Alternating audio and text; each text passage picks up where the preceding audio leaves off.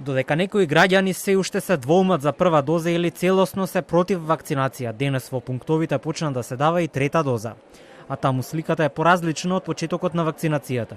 Ги нема тие редици на влезовите. Но уште рано наутро веќе се вакцинирани неколку лица по трет пат, со што и официјално започна овој нов момент во имунизацијата на населението. За сега неколку категории на граѓани може да се јават на трета доза. Лица над 60 годишна возраст, лица со ослабнат имунитет поради некоја болест и медицински работници.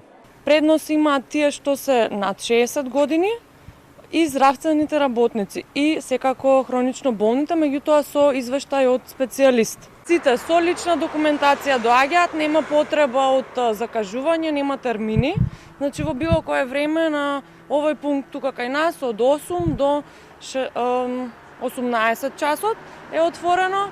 Кај медицинските лица има расположение за вакцинирање со трета доза. Најважна е пораката што ќе се испрати, бидејќи голем дел од медицинарите веќе го прележаа вирусот, освен што се вакцинирани со 2 дози, велат дел од нив.